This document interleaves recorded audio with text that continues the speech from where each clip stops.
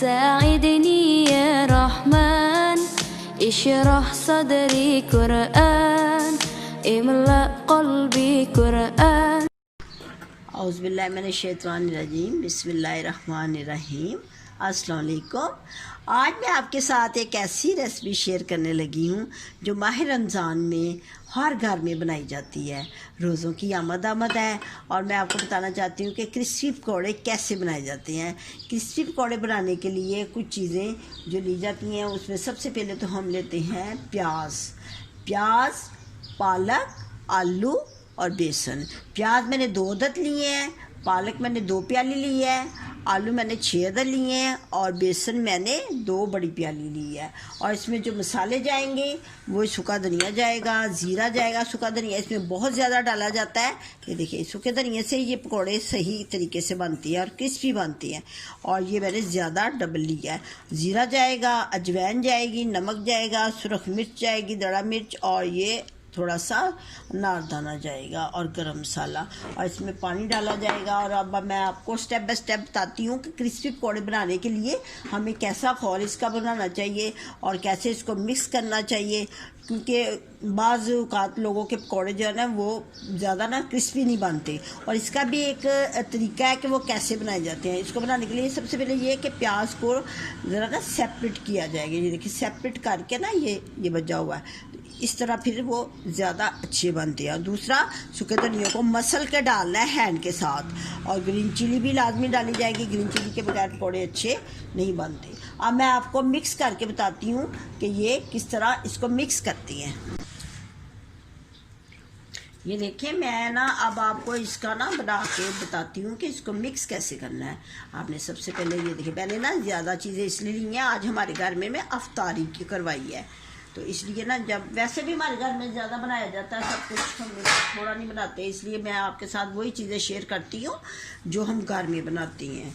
और ये देखिए, ये पालक, इसको मैं ना सब कुछ इसमें डाल के फिर मैं आपको हैंड के साथ मिक्स करना बताती हूँ। इसको वैसे भी हैंड से मिक्स करती है, इसको कभी स्पून के साथ मिक्स करेंगे ना तो फिर वो अच्छे पकौड़े नहीं बनते। देखते ना, बाज़ार वाले जो है दुकानदार, वो ढाबे वाले हैंड से मिक्स करती हैं और दबा के इसको मसालों को बीच में अच्छे तरीके से डाल के तो फिर बनाती है।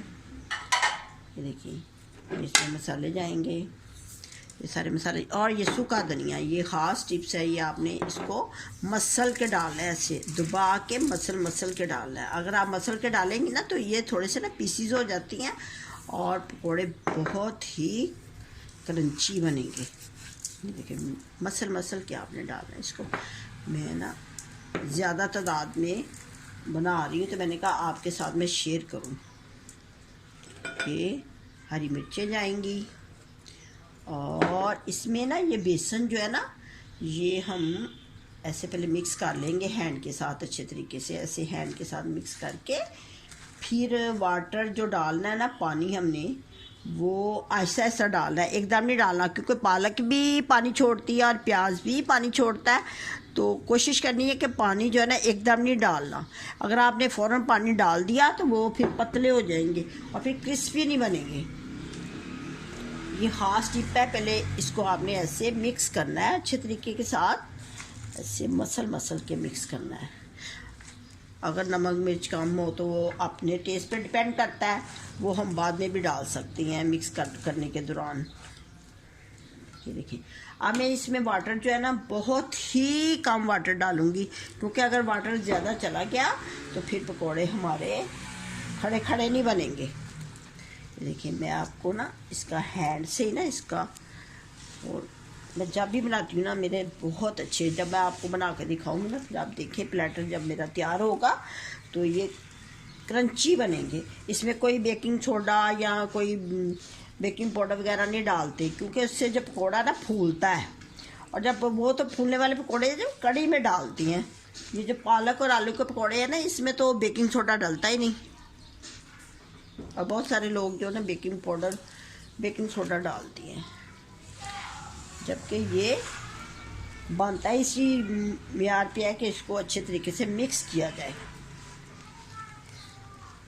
अब मैं आपको ना वाटर तो बहुत ही कम डालना है, क्योंकि अगर फ़ौरन बनाने हो तो फिर तो आपने बहुत ही कम वाटर डालना है, क्योंकि ये देखें, इसको मैंने ना अच्छी तरह मिक्स कर लिया है। बहुत अच्छे तरीके से इसको मिक्स किया जाता है, फिर जाके ये पकोड़े अच्छी बनती हैं। अब मैं आपको इसको तल के दिखाती हूँ, इसको तलते कैसी हैं, ठीक है। अब मैं ऊपर कढ़ाई, देखिए मैं अब आपको ना, मेरा तेल गर्म हो गया है। अब मैं आपको अगर तेल चेक करना हो ना, तो आपको पता है कि ऐसे ना थोड़ा सा लाइट सा डाल के देख लें, अगर तो ऊपर आ जाए तो देखिए ऊपर आ गया ना, ये देखें बेसन। अब आपने इस तरह गोल सा ऐसे बना के, तो थोड़ा सा फासला रख के तो फिर डाल दिया ऐसे ही। आपने ये जो थंब है ना, ये अंगूठा, इसको ऐसे रखना है, ऐसे डालना है, फिर क्रिस्पी बनती है।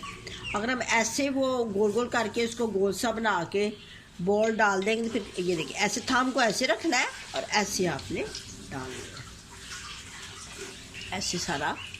तो ज़्यादा नहीं बनना इसको, कढ़ाई को, कि वो साथ जुड़ जाए।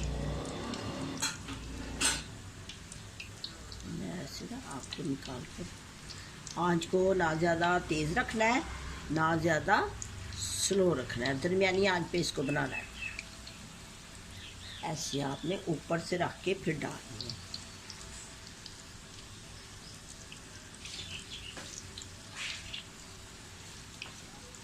मेरे पास ना पकौड़े ज़्यादा है, अब मैं पहले आपको निकाल के दिखाती हूँ, फिर मैं बाद में ज़्यादा जो बनाने हैं ना, बॉल बड़े वाला, तो मैं बाद में बनाती हूँ। अब मैं ना, अब थोड़ी देर पहले ना इसको ना ऐसे ही आपने ना एक साइड से जब पक जाए ना, फिर फोल्ड करना है, एकदम नहीं फोल्ड करना आपने। एकदम फोल्ड करेंगे, ये आलू है ना थोड़े से ये टूटने का खतरा। ये देखिए क्रिस्पी क्रिस्पी नज़र आ रहे हैं ना आपको। थोड़ी सी आंच तेज़ पे बनानी है, ज़्यादा हल्की आंच पे नहीं बनाने, फिर वो लिफ जाती हैं। खड़ा खड़ा रखना है इसको, तो तेल में डालने का तरीका, इसको निकालने का तरीका, ये सब देखना चाहिए।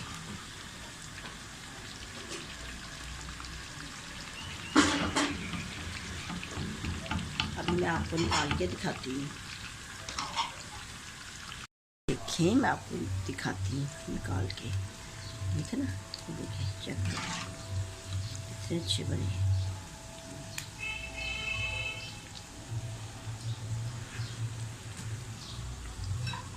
मैं इसमें डालूंगी, फिर मैं प्लेट में डाल के आपको दिखाती हूँ। कितने खूबसूरत बने हैं, मज़ेदार, ज़ायकेदार।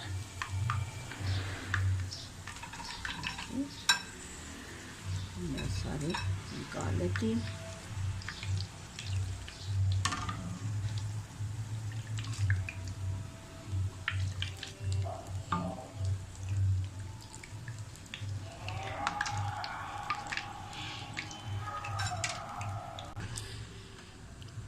ये देखिए मैंने ना ये बाहर निकाल लिए। अब मैं आपको तोड़ के दिखाती हूँ। ये देखिए नज़र आ रहे हैं ना, ये देखिए क्रिस्पी क्रिस्पी। ये देखिए चेक करें, देखिए ना कितने अच्छे बने हैं, बिल्कुल क्रंची बने हैं। और इसके साथ मैंने ये पुदीने की और धनिया की और हरी मिर्च की चटनी बनाई है।